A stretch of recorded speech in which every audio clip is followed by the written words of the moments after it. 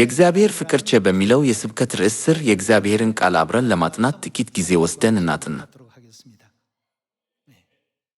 ከረጅም ጊዜ በፊት የጥንቸል ቤተሰብ ይኖር ነበር።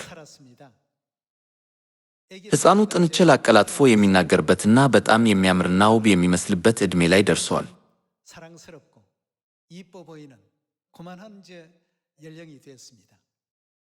አንድ ቀን አባት ጥንቸልና ልጅ ጥንቸል በእርሻ ውስጥ ሲራመዱ ሞቃታማው የጸደይ የፀሐይ ብርሃን እየተሰማቸው በድንገት ልጅ ጥንቸል አባት ጥንቸልን አነጋገረ።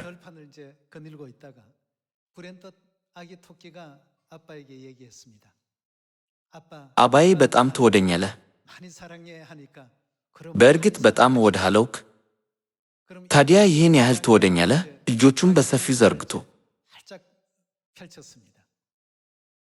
ሕፃን ሲኮን እጆቹን የቱንም ያህል ሰፊ ቢሆንም ብዙ አይዘረጋውም።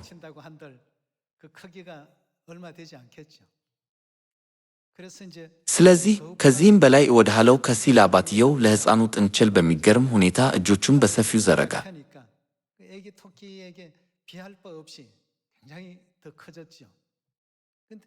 ሕፃኑ ስለ ጉዳዩ ሲያስብ የበለጠ እንደሚወደው ተሰማው። ሆኖም ግን ሰፊ የተዘረጋውን እጆቹን ከአባቱ ጋር ሲያወዳድር እነሱ በግማሽ እንኳን ሰፊ አልነበሩም። ስለዚህ እሱን የበለጠ እንደምወደው እንዴት ማሳየት እችላለሁ ብሎ በማሰብ አሁን ዙሪያውን ማሰብ ጀመረ። ይህን ያህል እወድሃለሁ እያለ በተቻለ መጠን ወደ ላይ ለመዝለል ሞክሮ ነበር። ነገር ግን ሕፃን ሆኖ በእግሮቹ ላይ ገና ብዙ ጡንቻ አላዳበረምና በጣም ከፍ ብሎ መዝለል አልቻለም።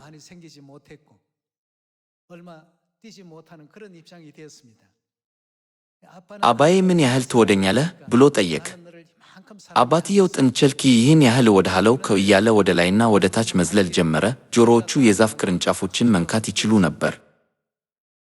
ምንም እንኳን ሕፃኑ አባቱን እንደሚወደው ቢሰማውም ምንም ያህል ቢሞክር የአባቱን ፍቅር መጠን ፈጽሞ ሊደርስ አይችልም።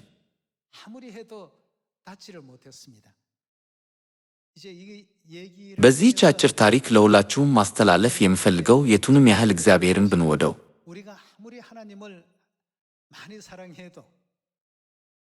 እግዚአብሔር የሰጠንን ፍቅር ግማሹን፣ 1/10ኛውን ወይም 1/100ውን እንኳን መሙላት አንችልም።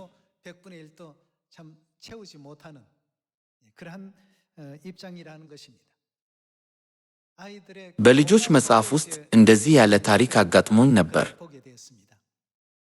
ልጆች የቱንም ያህል ወላጆቻቸውን ቢወዱ ፍቅር የማሳየት አቅማቸው ውስን ነው። ነገር ግን የአባትና የእናት ፍቅር ምንም ያህል በትህትና ቢታይም ሁልጊዜም ታላቅና ድንቅ ነው።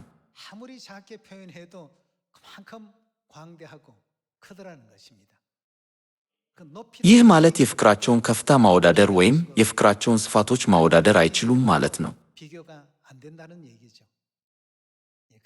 ስለዚህ የእግዚአብሔርን ፍቅር በትክክል በመረዳት ወንጌልን ወደ ፍጻሜው በፍጥነት እንደምንሄድና እግዚአብሔር በጸጋው ስር እንድንጠብቅ ያዘዘንን ሕግጋትን፣ ደንቦችንና ሥርዓቶች በታማኝነት እንደምንጠብቅ ለመማር ዛሬ ትንሽ ጊዜ እንውሰድ።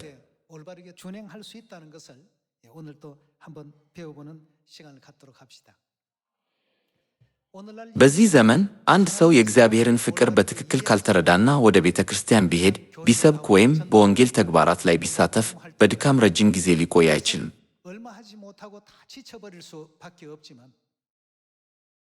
በሌላ በኩል የእግዚአብሔርን ፍቅር በትክክል ከተረዳንና ወንጌሉን ከፈጸምን ይህንን የወንጌል ሥራ ለ100 ዓመት እንዲያውም ለ1000 ዓመታት መቀጠል የምንችል ይመስለኛል።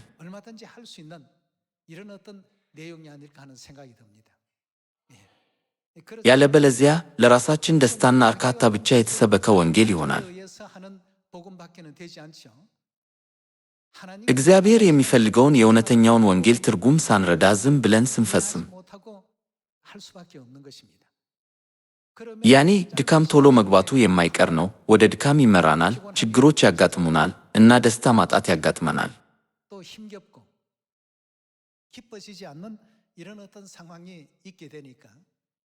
ስለዚህ የእግዚአብሔር አብና የእግዚአብሔር እናት ፍቅር ያለማቋረጥ በሁሉም የመጽሐፍ ቅዱስ ትምህርቶች ፈልጎ በወንጌል መንገድ በደስታና በምስጋና መመላለስ አለብን።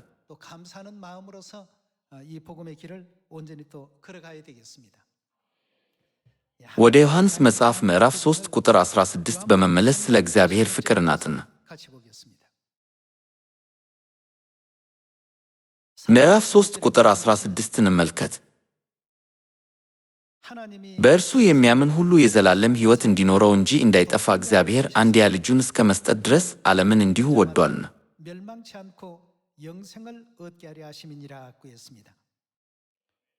እግዚአብሔር ዓለምንና በዓለም ውስጥ ያሉ ልጆቹን በጣም ይወድ ነበር። የኃጢአትን ስርየትና መዳን ለማግኘት እንድንችል ሥጋውን በመስቀል ላይ ለልጆቹ ሰውቶ ክቡር ደሙን አፍሶ አንድያ ልጁ ሆኖ ወደዚህ ምድር የመጣው ለዚህ አይደለም።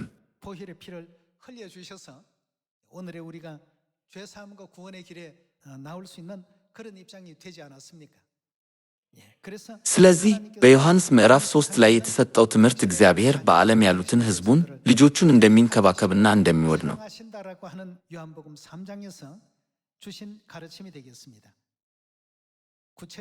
እግዚአብሔር በኢሳይያስ ምዕራፍ 53 በኩል ልጆቹን እንዴት እንደሚወዳቸው በዝርዝር እንመርምር።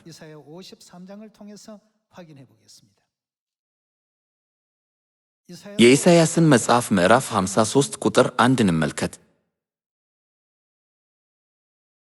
ትንቢተ ኢሳይያስ ምዕራፍ 53 ቁጥር 1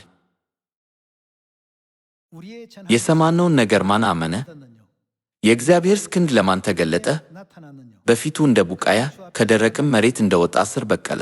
የሚስቡበት ወይም ግርማ የለውም፣ እንድንወደውም የሚያደርግ መልክ አልነበረውም።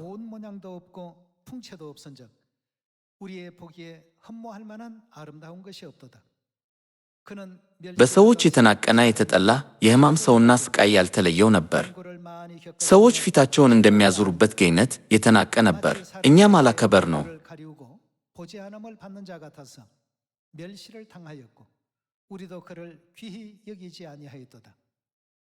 ቁጥር 4 በእርግጥ እርሱ ደዌያችንን ወሰደ፣ ሕመማችንንም ተሸከመ። እኛ ግን በእግዚአብሔር እንደተመታ እንደ ተቀሰፈ እንደ ተሰቃየም ጠርነው። ነገር ግን እርሱ ስለ መተላለፋችን ተወጋ፣ ስለ በደላችንም ደቀቀ።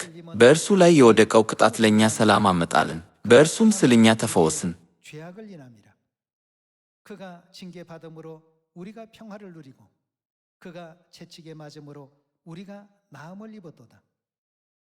እኛ ሁላችን እንደ በጎች ተቅበዝብዘን ጠፋን፣ እያንዳንዳችንም በየመንገዳችን ነድን። እግዚአብሔርም የሁላችንን በደል በእርሱ ላይ ጫነው። ተጨነቀ፣ ተሰቃየም፣ ነገር ግን አፉን አልከፈተም። እንደ ጠቦትም ለእርድ ተነዳ፣ በሸላቾች ፊት ዝም እንደሚል በግ አፉን አልከፈተም።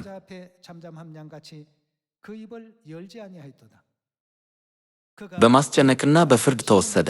ስለ ሕዝቤ ጐጫት ተመትቶ ከሕያዋን ምድር እንደ ተወገደ ከትውልዱ ማን አስተዋለ?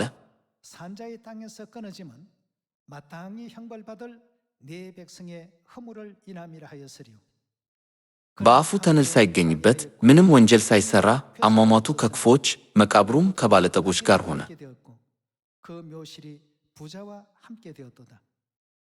መድቀቁና መሰቃየቱ ግን የእግዚአብሔር ፍቃድ ነበር። እግዚአብሔር ነፍሱን የገጫት መሥዋዕት ቢያደርገውም እንኳ ዘሩን ያያል፣ ዕድሜውም ይረዝማል። የእግዚአብሔር ፍቃድ በእጁ ይከናወናል።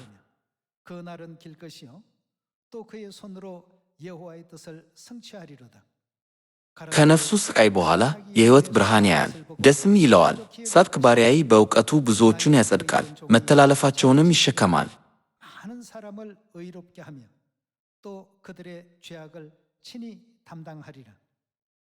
ስለዚህ ድርሻውን ከታላላቆች ጋር እሰጠዋለሁ፣ ምርኮውን ከከያላን ጋር ይካፈላል። እስከ ሞት ድረስ ሕይወቱን አሳልፎ በመስጠቱ ከክፉ አድራጊዎችም ጋር በመጠሩ የብዙዎችን ከጫት ተሸከመ፣ ስለ ከመፀኞችም ማለደ።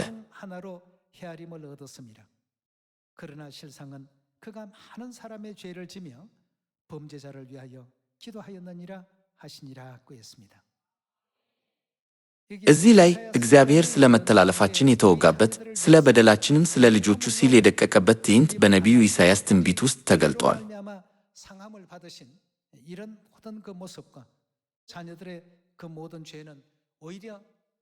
በኢሳይያስ ትንቢት እግዚአብሔር አብና እግዚአብሔር እናት ራሳቸው የልጆቻቸውን ኃጢአት ሁሉ ተሸክመው በእንዲህ ባለው ሸክም ሕይወታቸውን ሲመሩ ማየት እንችላለን።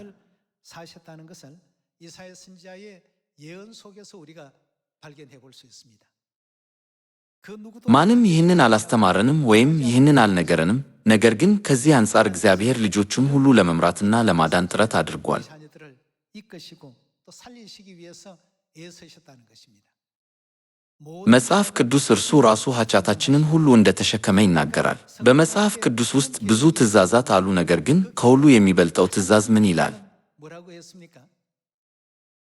ወደ ማቴዎስ ምዕራፍ 22 ቁጥር 35 እንሂድ።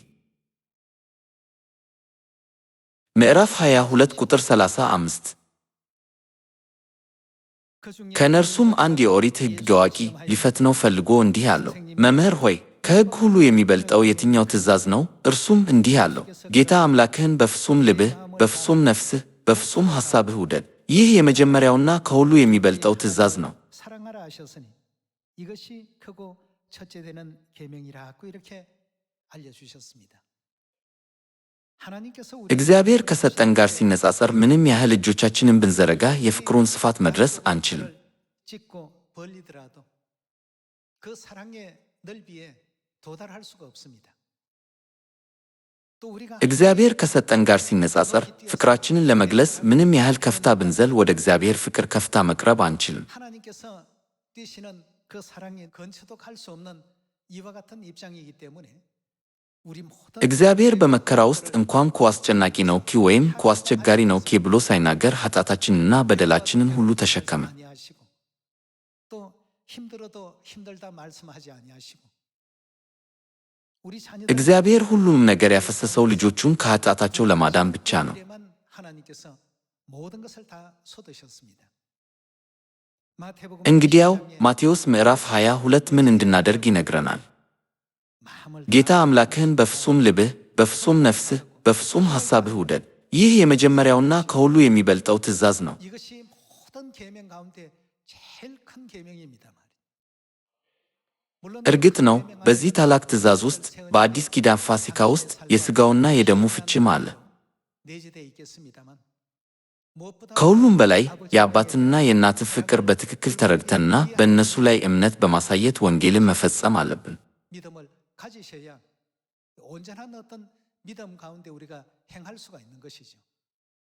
ታዲያ እኛ በእውነት የእግዚአብሔርን መንገድ መከተል አንችልምን? ለሌሎች እንዲታዩ የታሰበ እምነት ወይም የአንድን ሰው ዕውቅና ተስፋ በማድረግ ሳይሆን ነገር ግን በእግዚአብሔርና በራሴ መካከል ያለ ግንኙነት። 하나님의 그 길을 온전히 또 따라갈 수 있지 않겠습니까?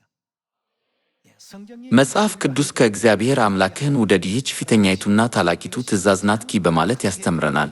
በመጀመሪያ እግዚአብሔርን እንዴት መውደድ እንዳለብን የሚያውቅ እምነት እንዲኖረን ያሳስበናል። 갖추시오. 우리는 ትንሽ ችግር እንኳን ሲያጋጥመን ሁሉም ነገር እንደፈለግን ማድረግ ስላልቻልን ብቻ እንደተጨቆን እየተሰማንኩ ከባድ ነው ያማልከላለን። 하지 못하는 것 때문에 억압당하는 것 같고 말이에요. 이런 어떤 그 እንዲህ አይነት አስተሳሰብ መያዝ የሰው ተፈጥሮ ይመስላል። 사람의 어떤 본성 같습니다.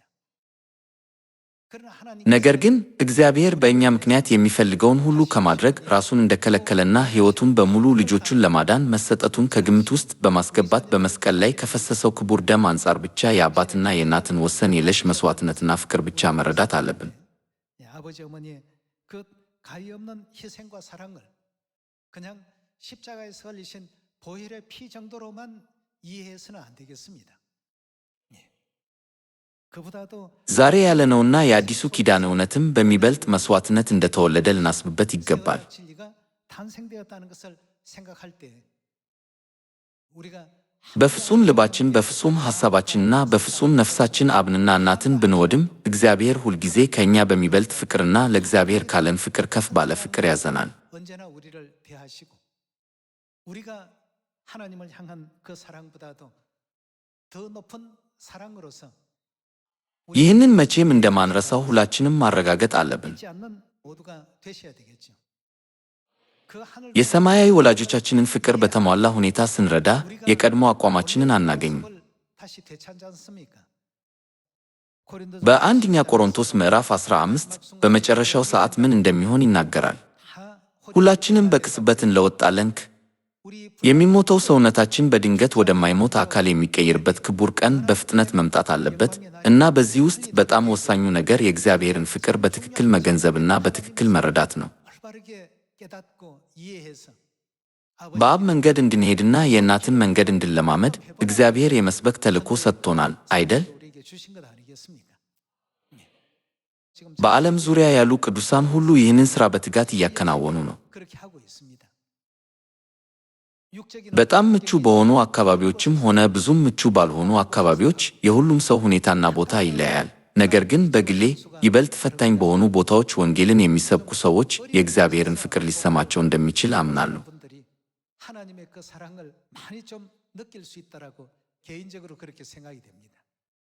예. 물론 እርግጥ ነው ምቹ በሆነ አካባቢ የወንጌል ሥራ መስራት ጥሩ ነው።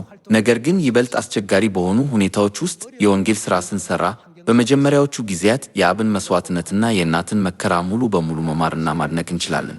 어머니의 초창기의 그 고난을 오롯이 또 익히고 또 배울 수가 있거든요. 예, 그래서 ስለዚህም የዛሬው የስብከት ርዕስ የእግዚአብሔር ፍቅር ነው። 주제 속에 초대교회 የጥንቷ ቤተ ክርስቲያን ቅዱሳን የእግዚአብሔርን ፍቅር ጠንቅቀው ስለሚያውቁ በሮማውያን አምፊቲያትሮች ብዙ መከራና ስደት ሲደርስባቸው እና የሮማ አምባገነኖች ክርስቲያኖችን ለአንበሶች ሲመግቡ በነበሩበት ወቅት ሰማዕትነትን መጋፈጥ እንደ ትልቅ ክብር ይቆጥሩ ነበር። 사자의 밥이 되게 하는 그 순간에도 순교하는 이와 같은 일을 굉장히 영광으로서 받아들인 그런 장면이 있었죠. 우리 사도행전 የሐዋርያት ሥራ ምዕራፍ 20 እንመልከት። 사도행전 የሐዋርያት ሥራ ምዕራፍ 20 ቁጥር 22 አሁንም እዚያ ስደርስ የሚደርስብኝም ባላውቅም መንፈስ ቅዱስ ወደ ኢየሩሳሌም እንዲሄድ ግድ እያለኝ ነው። ነገር ግን በሚሄድባቸው ከተሞች ሁሉ እስራትና መከራ እንደሚጠብቀኝ መንፈስ ቅዱስ ይመሰክርልኛል። 내게 증거하여 결박과 환난이 나를 기다린다 하시나. ይሁን እንጂ ከጌታ ከኢየሱስ የተቀበልሁትን ሩጫዬንና የእግዚአብሔርን የጸጋ ወንጌል የመመስከር አገልግሎቴን ብፈጽም ለእኔ ሕይወቴ ከምንም እንደማይጠር እንደ ከንቱ ነገር ናት። 생명을 조금도 귀한 것으로 여기지 아니하노라고 했습니다. 사도 바울 ሐዋርያው ጳውሎስ በእግዚአብሔር ያለውን የክርስቶስን ፍቅር በሚገባ ሲረዳ እንዲህ አይነት እምነት ሊኖረው ችሏል። 이와 같은 이제 믿음 가운데 나올 수가 있었던 것입니다. 하나님의 የእግዚአብሔርን ፍቅር ከተረዳ በኋላ ለወንጌል ሲል ሕይወቱን አሳልፎ መስጠት ትንሽ ነገር እንደሆነ አድርጎ መናገር ይችላል። 아무것도 아닌 것처럼 얘기하고 있습니다. 21장 ወደ ምዕራፍ 21 እንሂድ። 21장 ምዕራፍ 21 ቁጥር 10 እንመልከት። 여러 날이 በዚያም ብዙ ቀን ከተቀመጥም በኋላ አጋቦስ የተባለ ነቢይ ከይሁዳ ወረደ። ወደ እኛም መጣና የጳውሎስን መታጠቂያ ወሰደ። የራሱንም እጅና እግር በማሰር መንፈስ ቅዱስ በኢየሩሳሌም ያሉ አይሁድ የዚህን መታጠቂያ ባለቤት እንዲያድርገው በማሰር ለአሕዛብ አሳልፈው ይሰጡታል ይላል አለ። 이방인의 손에 넘겨 주리라 하거늘 우리가 그 말을 듣고 그곳 사람 ይህን ስንሰማ እኛና በዚያም የሚኖሩት ጳውሎስ ወደ ኢየሩሳሌም እንዳይሄድ ለመን ነው። ጳውሎስ ግን ለምን እንዲህ እያለቀሳችሁ ልቤን ታባቡታላችሁ? 내 마음을 상하게 하는 እኔ መታሰር ቀርቶ ስለ ጌታ ኢየሱስ ስም በኢየሩሳሌም ለመሞት እንኳ ዝግጁ ነኝ አላቸው። 예루살렘에서도 죽을 것도 각오하였노라고 했습니다. 사도 바울의 ሁለቱም የሐዋርያው ጳውሎስና የጥንቷ ቤተ ክርስቲያን ቅዱሳን እምነት ለእግዚአብሔር ያለማቋረጥ ታላቅ ፍቅር አሳይተዋል። 한결같이 하나님에 대한 사랑이 대단했습니다.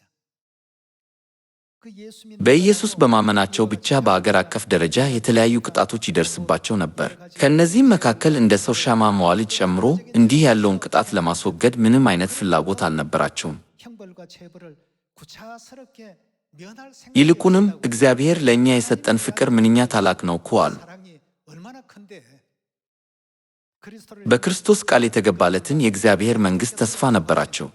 하나님의 그 나라 영원한 እምነታቸው ሁልጊዜ ያተኮረው እምነትህን ከቶ ሊወስድብህ ቢሞክር እንኳ ከቶ አታጥፋ፣ የዘላለም መንግሥተ ሰማያት የአንተ ይሆናልና በሚሉ በሚመሳሰሉ ትምህርቶች ላይ ያተኮረ ነበር። 이와 같은 가르침과 그 교훈이 또 그 중심에는 항상 있었기 때문에 희롱과 ተሳለቁባቸው፣ ተገረፉ፣ በሰንሰለት ታሰሩ፣ በድንጋይ ተወገሩ፣ ለሁለት ተከፍለው በመጋዝ ተሰነጠቁ፣ በሰይፍ ተገደሉ፣ በድህነት በመከራና በግፍ ኖሩ። 환난과 학대를 받으며 이런 እንደነዚህ ያሉት ሁኔታዎች አሁን በመካከላችን የመከሰት ዕድላቸው 1/10ኛ ወይም 100ኛ አይደለም። 가운데 있습니다. 오늘날 이 시대는 하나님께서 በዚህ ዘመን እግዚአብሔር የቀደመችው ቤተ ክርስቲያን የደረሰባትን የስደት መጠን ቀንሶታል። 해주고 계시는 가운데 있습니다.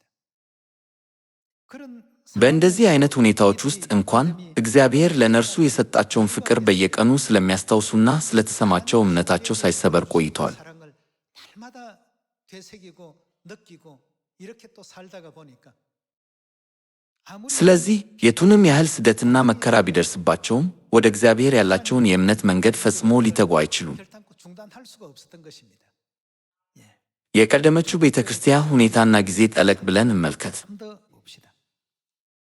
로마 የሮሜ መልእክት ምዕራፍ 8 ቁጥር 35 እንመልከት። 로마서 ወደ ሮሜ ሰዎች ምዕራፍ 8 ቁጥር 35 누가 우리를 ከክርስቶስ ፍቅር የሚለየን ማን ነው? ችግር ነው ወይስ ስቃይ ወይስ ስደት ወይስ ራብ ወይስ ራትነት ወይስ አደጋ ወይስ ሰይፍ? 위험이 ይህም ስለ አንተ ቀኑን ሙሉ ከሞት ጋር እንጋፈጣለን፣ እንደሚታረዱ በጎች ተጠርን እኮ ተብሎ እንደተጻፈ ነው። 토살할 양같이 여김을 받았나이다 함과 같으니라. ምንም አይለየንም። በዚህ ሁሉ በወደደን በእርሱ ከአሸናፊዎች እንበልጣለን። 우리가 넉넉히 이기나니라. ይህን ተረድቻለሁ። ሞትም ይሁን ሕይወት፣ መላእክትም ይሁኑ አጋንንት፣ ያለውም ይሁን የሚመጣው፣ ወይም ማንኛው ጎይል፣ ከፍታም ይሁን ጥልቀት፣ ወይም የትኛው ፍጥረት 능력이나 높음이나 깊음이나 በጌታችን በኢየሱስ ክርስቶስ ካለው ከእግዚአብሔር ፍቅር ሊለየን አይችልም። 우리 주 그리스도 예수 안에 있는 하나님의 사랑에서는 어떠하다고요? 끊을 수가 없느니라 그랬습니다. 하나님과 በዓለም ላይ በእግዚአብሔርና በእኛ መካከል ያለውን የፍቅር ማሰሪያ ሊቆርጥ የሚችል ምንም ነገር የለም። 를 통해서도 결단코 끊어낼 수 없단 말이에요. 이런 것을 이제 이해해 የጥንቷ ቤተ ክርስቲያን አባላት ይህንን ስለተረዱ በተመቸና ቀላል ሕይወት ባልታጀበው የእምነት መንገድ ለመጓዝ ፈቃደኞች ነበሩ። 편안하고 아니라는 어떤 생활이 제공되지 않는 이와 같은 믿음의 길이라 할지라도 우주의 በአጽናፈ ሰማይ ውስጥ ስንት ኮከቦች አሏቸው? 수천 수억 개나 በመቶ ቢሊየን በሚቆጠሩ ጋላክሲዎች ውስጥ እንኳን እንደ ምድርና ፀሐይ ያሉ እጅግ በጣም ብዙ ከዋክብት አሉ። 태양만 하더라도 እስከ 200 ቢሊዮን የሚደርሱ ከዋክብት አሉ።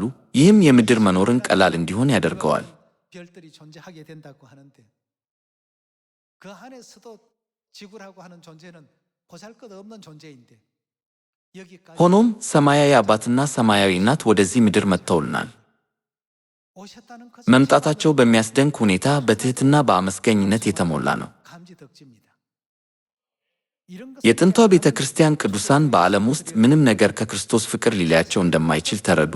ምንም ያህል ውድ ቢሆን የእግዚአብሔርን ፍቅርና የመንፈስ ፍቅርን በትክክል ስለተረዱ ምን አተረፉ? 하는 이런 사랑의 정신, 하나님을 향한 사랑을 올바르게 이해하고 보니까 그들에게 뭐가 생겼습니까?